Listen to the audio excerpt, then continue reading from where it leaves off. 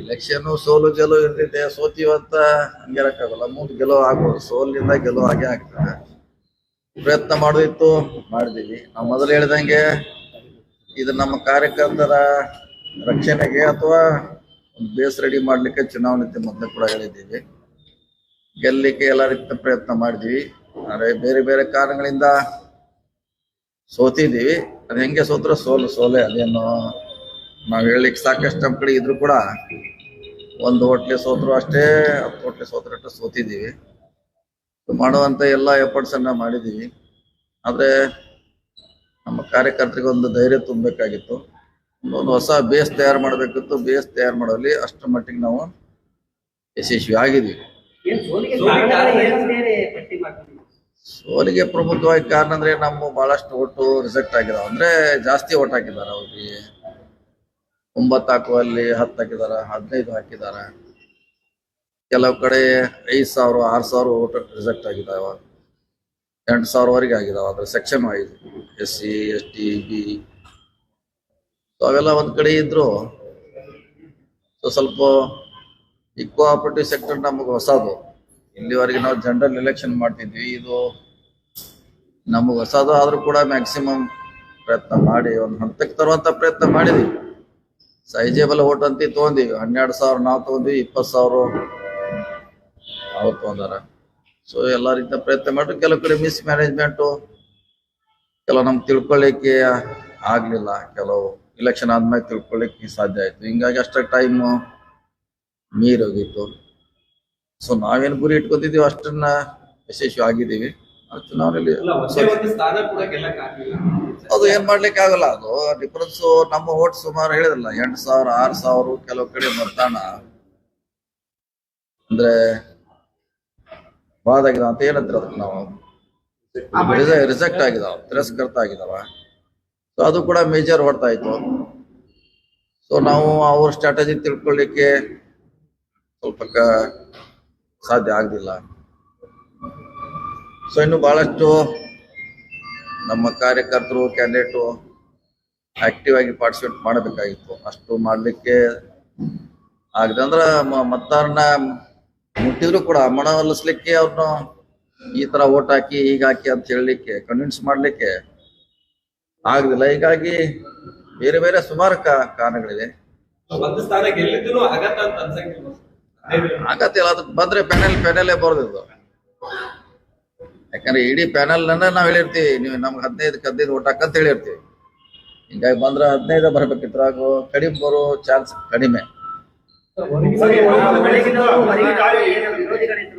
Jarkiholi family ವಿರೋಧಿಗಳಿದ್ರು, ಅವರೆಲ್ಲ ಪಕ್ಷ ಭೇದ ಮರೆತು ನಿಮ್ಮ ವಿರುದ್ಧ ಗಟ್ಟಿಯಾಗಿತ್ತು ಅಂತ ಹೇಳಿ ಈ ಚುನಾವಣೆ ಎಲ್ಲ ಹಿನ್ನಡೆ ಅಂತ ಹೇಳಿ ಅನ್ಕೋತೀರ? ಹಿನ್ನಡೆ ಇಲ್ಲ. ಯಾಕಂದ್ರೆ ನಮ್ಮ ಸರಿಯಾಗಿ ನಮ್ಮ ಓಟ್ ಬಿದ್ದರೆ ನಾವು ಹೆಚ್ಚು ಕಮ್ಮಿ ಅಲ್ಲೇ ಬರ್ತಿದ್ವಿ. ನಮ್ದು ರಿಜೆಕ್ಟ್ ಆಗಿದ್ದು ಓಟ ನಾವು ಮಾಡಿದ್ರೆ ಇನ್ನೊಂದ್ ಸ್ವಲ್ಪ ಎಫರ್ಟ್ಸ್ ಮಾಡಿದ್ರೆ ನಾವು ಅಲ್ಲೇ ನಮ್ಮ ವಿರೋಧಿಗಳೆಲ್ಲ ಕೂಡಿ ಎಲೆಕ್ಷನ್ ಮಾಡಿದ್ರೆ ಅದೇ ಪ್ರಶ್ನೆ ಇಲ್ಲ. ಅದು ಕೂಡ ನಾವು ಏನು ಕಡಿಮೆ ಏನುಂಟ. ಅವ್ರು 30 ವರ್ಷ ರಾಜಕಾರಣಿ ಮಾಡಿ 20,000 ಓಟು, ನಾವು 3 ತಿಂಗಳ ಮಾಡಿ 12,000. ನಾವು ಆಡಳಿತ ಮಾಡಿದ್ರೆ ಬರೀ 3 ತಿಂಗಳ 12,000 ಓಟ್ ತೊಗೊಂಡ್ವಿ. ಅವರು 30 ವರ್ಷದಿಂದ ಅವರ ಆಡಳಿತದಲ್ಲಿ ಇದೆ. ಕಾರ್ಯಕರ್ತರ ಉಚ್ಚಾಟದಿಂದ ಎಲ್ಲೋ ನಮ್ಗೆ ಹಿನ್ನಡೆ ಆಯ್ತು ಇಲ್ಲ ಆಮೇಲೆ ಧಮಕಿ ಕೊಡುವುದು ಇಲ್ಲ ನಮ್ಮವ್ರು ಯಾರು ಮಾಡಿಲ್ಲ ಅಂತ. ಅದು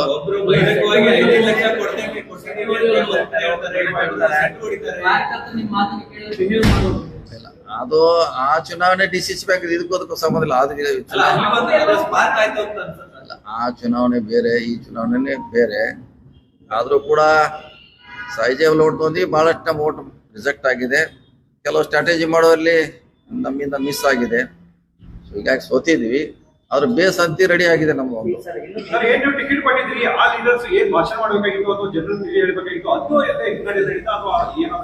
ಭಾಷೆನಿಂದ ಓಟ್ ಯಾರು ಹಾಕಿಲ್ಲ ರೀ.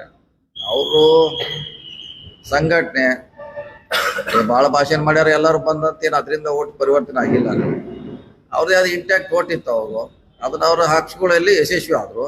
ನಮ್ದು ಇಂಟ್ಯಾಕ್ಟ್ ಇತ್ತು, ನಾವು ಹಾಕೊಳ್ಳಲ್ಲಿ ವಿಫಲರಾಗಿದ್ವಿ. ಇಷ್ಟೇ ವ್ಯತ್ಯಾಸ ಇದೆ. ನಾವು ಎಲೆಕ್ಷನ್ ಅಲ್ಲಿ ಗಾಡಿ ನಿಂದು ಊಟ ನಿಂದು ಓಟ್ ಮಾತ್ರ ಇಲ್ಲ ಬೈ ರಿಜೆಕ್ಟ್ ಆಗಿದೆ ಇಲ್ಲ. ನಮ್ದು ಜನ ನಮ್ ಜೊತೆ ಎಷ್ಟ್ ಜನ ಇದ್ರು, ಎಷ್ಟ್ ಜನ ಬಂದ್ ನಮಗೆ ಓಟ್ ಹಾಕಿ ವಿಶ್ ಮಾಡಿ ಹೋದ್ರು. ಆದ್ರೆ ಇಲ್ಲಿ ರಿಜೆಕ್ಟ್ ಆಗಿದ್ ಮತಗಳ ಸಂಖ್ಯೆ ಬಹಳ ಇದೆ.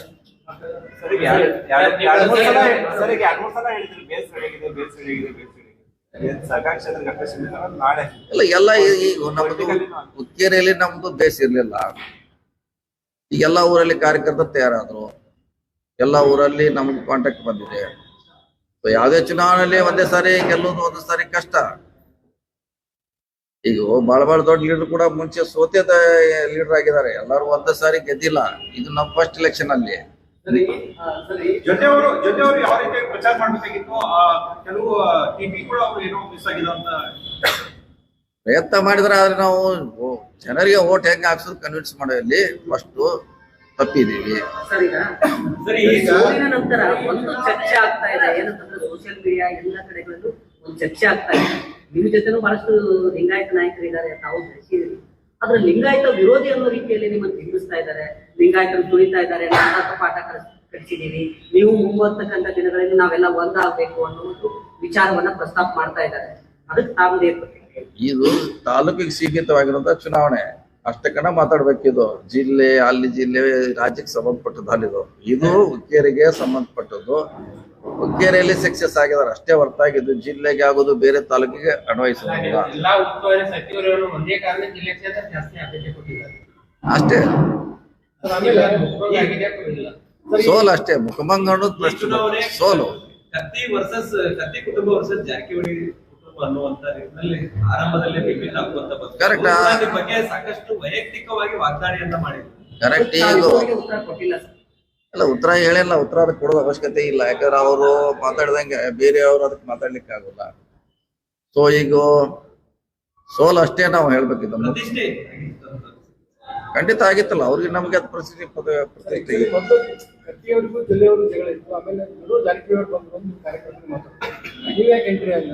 ಇಲ್ಲ. ಅದೇ ಹೇಳ್ಯಾರ, ನಮ್ಮ ಕಾರ್ಯಕರ್ತರ ರಕ್ಷಣೆ ಮಾಡ್ಲಿಕ್ಕೆ ನಾವು ಹೋಗೋದು ಅನಿವಾರ್ಯ ಇತ್ತು, ಹೋದಿವಿ ಅಷ್ಟೇ. ಅದ್ರಲ್ಲಿ ಏನೋ ಅವ್ರ ವಿರೋಧ ಇವ್ರ ಪರವಾಗಿ ಅಂತಲ್ಲ, ನಮ್ಮ ಕಾರ್ಯಕರ್ತರ ನಾವು ರಕ್ಷಣೆ ಮಾಡ್ಲಿಕ್ಕೆ ನಾವು ಈ ಚುನಾವಣೆ ಮಾಡಿದ್ವಿ ಅಷ್ಟೇ.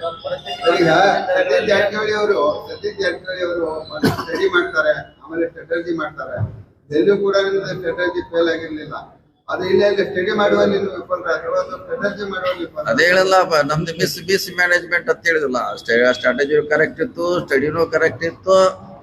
ಆದ್ರೆ ನಾವು ಒಬ್ಬನೇ ಮಾಡ್ಲಿಕ್ಕೆ ಆಗಲ್ಲ, ಎಲ್ಲ ಹೋಲ್ ಟೀಮ್ ಮಾಡ್ಬೇಕಿದು. ಹೋಲ್ ಟೀಮ್ ಮಾಡೋಲ್ಲಿ ವಿಫಲ ಆಗಿದೆ ಅಂತ ಫಸ್ಟ್ ಕೇಳಿದ್ರಲ್ಲ. ಹಿಂಗಾಗಿ ನಾವು ಸೋಲನ್ನ ಅನುಭವಿಸಿದ ಅಷ್ಟೇ.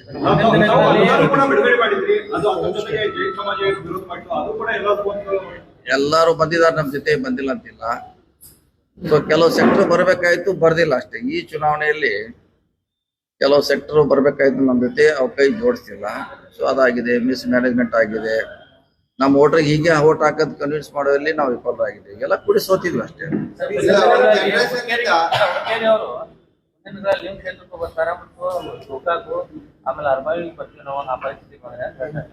ಯಾರು ಬೇಡ ಒಪ್ಪಣೆ ಇದೆ, ಅದೇನು ಬಾರ್ಡರ್ ಇದೆ ಅದು.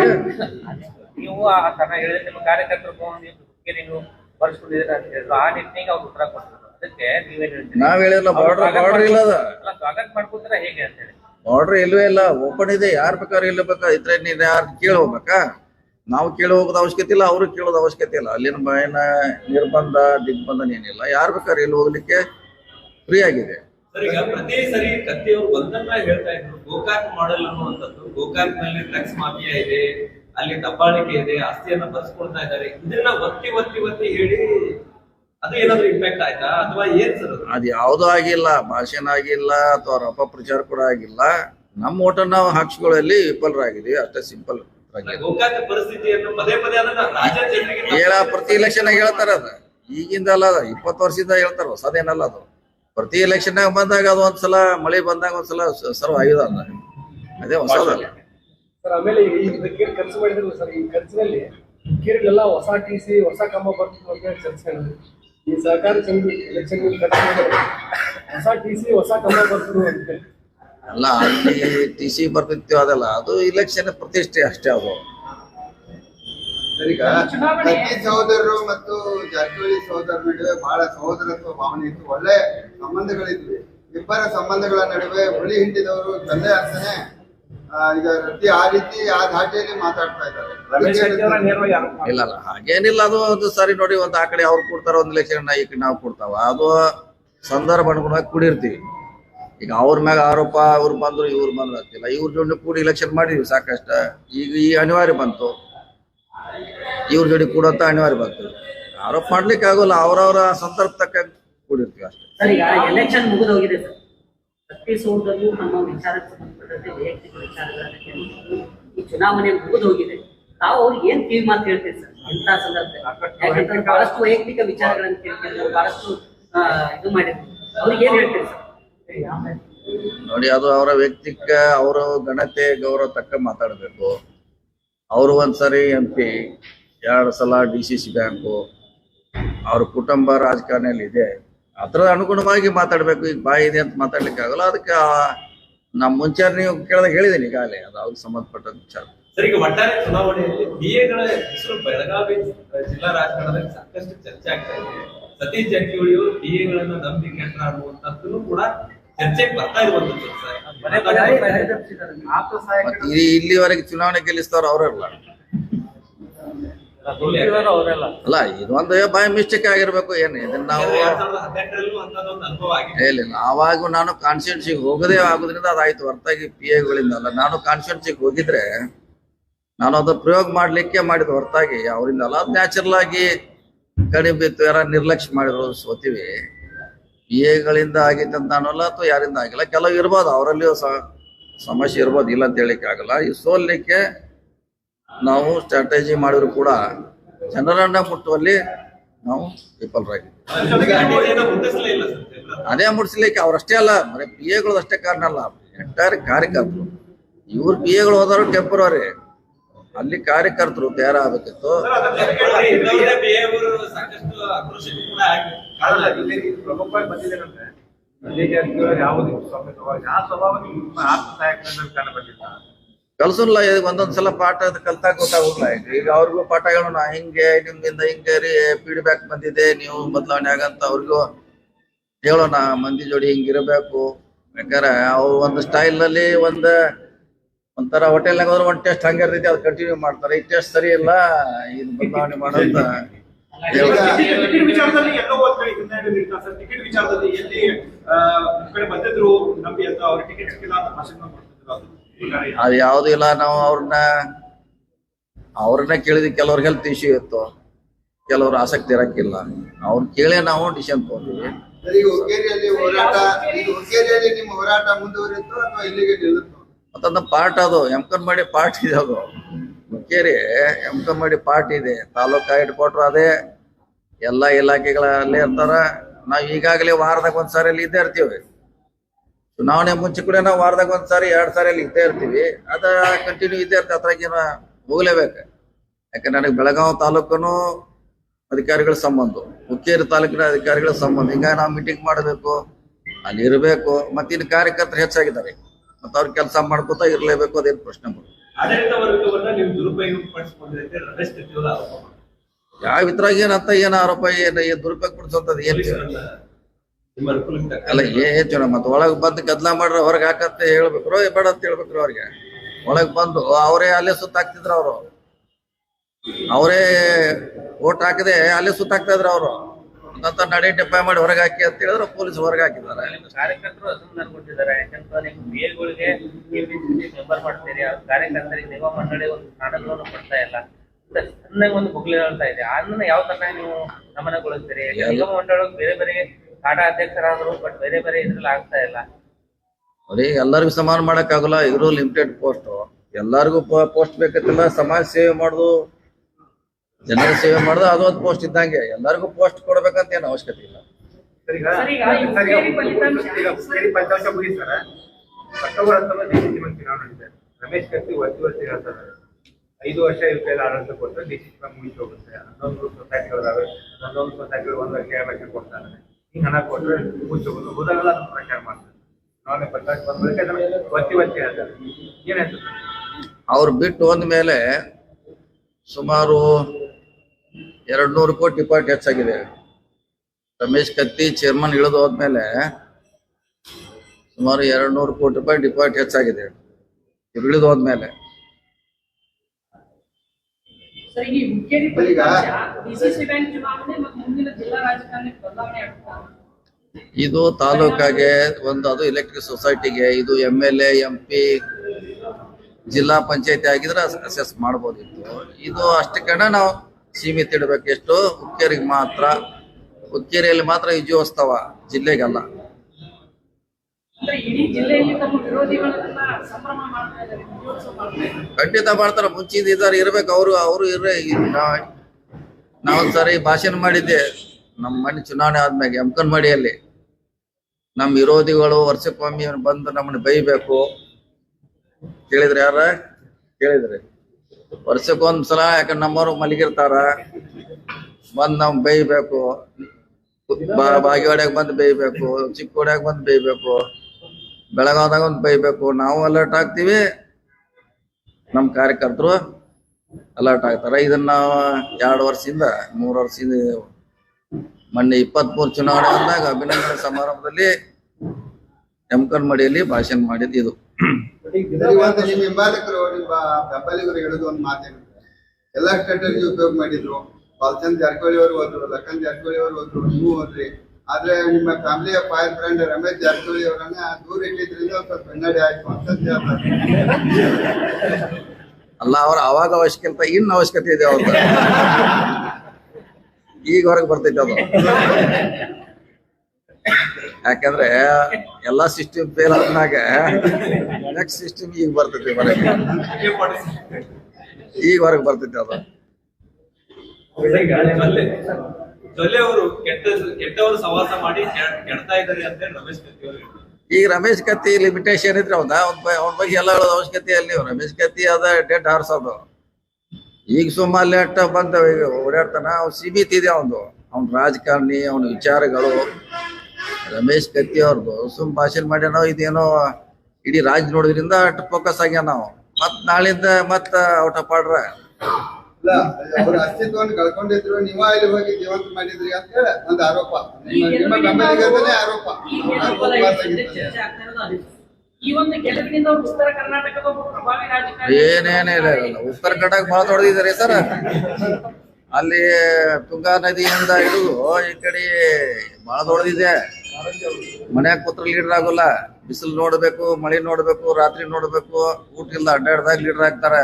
ಹಂಗೆ ಸುಮ್ಮನೆ ಭಾಷಣ ಮಾಡಿದ್ರೆ ಇದೊಂದು ಯಾವ್ದೋ ಒಂದು ಸೊಸೈಟಿ ಗೆದ್ರೆ ಲೀಡರ್ ಆಗೋಲ್ಲ. ಯಾರ್ಯಾರು ಲೀಡರ್ ಆಗ್ಲಿಕ್ಕೆ ಆಗಿಲ್ಲ, ಕಷ್ಟ ಪಡ್ಬೇಕು, ಜನರ ಕೆಲಸ ಮಾಡ್ಬೇಕು, ಅವಾಗ ಲೀಡರ್ ಆಗ್ತಾರ. ಭಾಷಣ ಮಾಡ್ದಂಗ ಲೀಡರ್ ಅನ್ನೋಲ್ಲ. ಸರ್, ಈಗ 2008ರಲ್ಲಿ ಮುಂಬೈ ದಾಳಿ ಆಗ್ತದೆ, ಉಗ್ರ ದಾಳಿ ಆಗ್ತಾರೆ. ಆದ್ರೆ ಅದು ಪಾಕಿಸ್ತಾನ ಪ್ರತಿಕಾರ ತೀರ್ಸೋದಕ್ಕೆ ಹಾಗೆ ಕಾಂಗ್ರೆಸ್ ಸರ್ಕಾರ ಹಿಂದೇಟ್ ಹಾಕ್ತು. ಜೊತೆಗೆ ಯಾರು ಕೂಡ ಮಾತಾಡ್ಲಿಲ್ಲ. ಎಲ್ಲಿಲ್ಲ, ಅದನ್ನ ಈಗ ಅವಶ್ಯಕತೆ ಇಲ್ಲ, ಅದ್ರ ಅವಶ್ಯಕತೆ ಇಲ್ಲ. ಈಗ ಹುಕ್ಕೇರಿ ತಾಲೂಕಿನಲ್ಲಿ ಈಗ ನಿಮ್ಮ ನಂಬಿದಂತ ಕಾರ್ಯಕರ್ತರು ಇರ್ತಾರೆ, ಅವ್ರಿಗೆ ಏನ್ ಹೇಳ ಬಯಸ್ತೀರ? ಅವ್ರ ಸಮಯ ಎಲೆಕ್ಷನ್ ಮಾಡಿದ್ರ, ಈಗ ಅವ್ರ ರಕ್ಷಣೆಗೆ ಎಲೆಕ್ಷನ್ ಮಾಡಿದ್. ಏನ ನಾವ್ ಅಲ್ಲಿ ಹೋಗಿ ಬಹಳ ದೊಡ್ಡದಾಗಿ ಸಾಧನೆ ಮಾಡಬೇಕಾದ್ದು, ಬಹಳ ಅದೇನ್ ದೊಡ್ಡ ಸಂಸ್ಥೆ ಮಾಡೋದಕ್ಕಿಲ್ಲ. ಸಿಕ್ಕದಿದ್ರು ಚುನಾವಣೆ ಯಾಕೆ ಮಾಡಿದ್ರೆ ಪದೇ ವರ್ಷ ನಮಗೆ ನೀವು ಅವ್ರ ಜೊತೆ ಕಾಂಪ್ರಮೈಸ್ ಆಗ್ತೀರಿ, ನಮ್ಗೆ ಸಮಸ್ಯೆ ಆಗ್ತಿದೆ ಅಂತ ಹೇಳಿದಾಗ ಈ ಚುನಾವಣೆ ಮಾಡಿದೀವಿ. ಅವ್ರಿಗೋಸ್ಕರ ಮಾಡಿದೀವಿ ಅಷ್ಟೇ.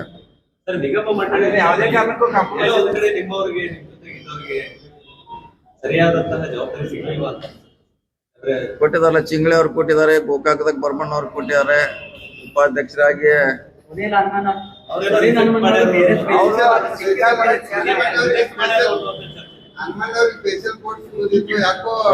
ಪ್ರಮೋಷನ್ ಆಗ್ತಿತ್ತು, ಪ್ರಮೋಷನ್ ಆಗ್ತಿತ್ತು, ವೇಟ್ ಮಾಡ್ಬೇಕಷ್ಟೇ. ಅವ್ರು ರಿಜೆಕ್ಟ್ ಆಗ್ರೆ ಇರುವ ಲಿಮಿಟೆಡ್, ಇರುವ 36 ಅದಾವ, ಎಲ್ಲರಿಗೂ ಹಂಚಿ ಕೊಡ್ಬೇಕಲ್ಲ, ಮತ್ತೆ ಅವಕಾಶ ಬರ್ತೈತಿ.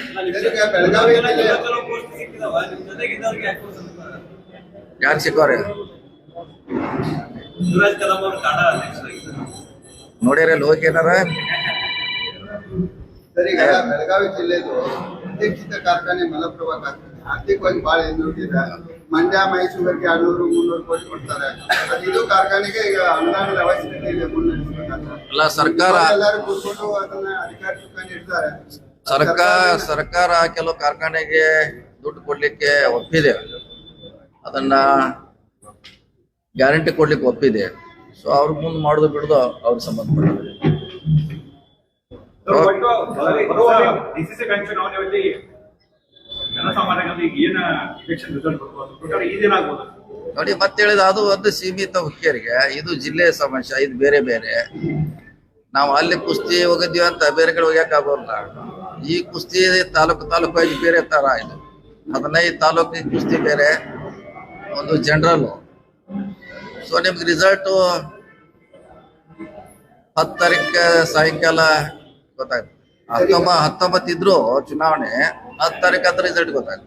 ಸಿಎಂ ಅವರು ಬೆಳಗಾವಿ ಬರೋದು ಫಿಕ್ಸ್ ಆಗಿದೆ ಅಂತ ಯಾವಾಗ 4 ಬರ್ತಾರೆ. ಅದನ್ನೇ ಈಗ ಜಗ ನೋಡ್ಲಿಕ್ಕೆ ಹೊಂಟಿ ಫಂಕ್ಷನ್ ಬಿಮ್ಸ್ ಅಲ್ಲಿ. ಬಿಮ್ಸ್ ಏನೇನ್ ಕಾರ್ಯಕ್ರಮ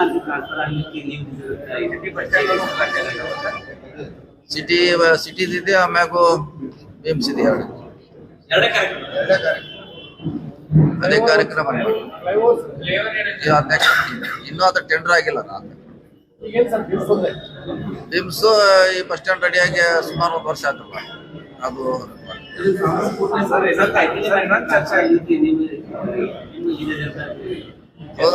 ಅವ್ರೇನ್ ಹೇಳ್ತಾರೆ ಅಂದ್ರೆ, ಸರ್ಕಾರಿ ಮಾರುಕಟ್ಟೆ ಅಲ್ಲಿಂದ ಖಾಸಗಿ ಮಾರುಕಟ್ಟೆ ಅಲ್ಲಿಂದ ಇಲ್ಲಿ ಶಿಫ್ಟ್ ಆಗಕ್ಕ ಸತೀಶ್ ಜಾರಕಿಹೊಳಿ ಅವರೇ ಕಾರಣ ಅಂತ ಹೇಳಿ ಈ ರೀತಿ ವಿಚಿತ್ರ ಆಗಿದೆ, ಚರ್ಚೆ ಆಗ್ತದೆ.